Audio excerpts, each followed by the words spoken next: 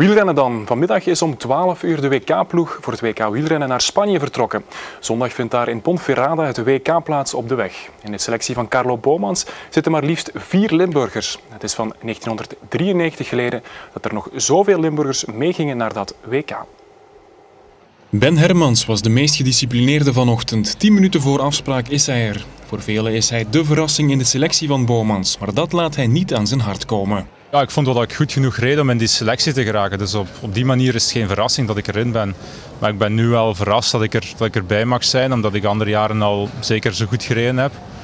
En toen was ik er niet bij. Misschien omdat er andere coureurs ook goed waren of in de verkeerde ploeg of zo. En ja, dit jaar zit ik met Greg en Philippe in de ploeg en misschien daarmee dat ik erin ben. Ja. Van Avermaat en Gilbert zijn 2 van de 3 kopmannen. Want volgens Johan van Summeren, die als een 6e WK rijdt, is Tom Bonen ook een van de speerpunten. En een Bonen kunnen nooit omheen. Dus ze moeten Tom nog altijd afrijden. En als dat niet lukt, dan dat iedereen bang om hem naar de mee te gaan. Dus, Bondscoach Carlo Boomans heeft 3 kopmannen, maar wel nog 2 Limburgse jokers, Wellens en Van Endert. Op een parcours dat iets weg heeft van Luik-Bastenaken-Luik, altijd sterk. Ja, ik hoop op zich wel dat ik in de finale een rol krijg natuurlijk.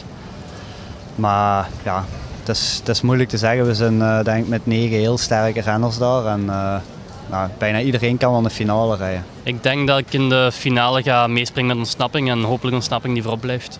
En misschien hopen op die regenboogtrui, zit dat erin? Iedereen start natuurlijk wel met ambitie, dus ik hoop natuurlijk ook.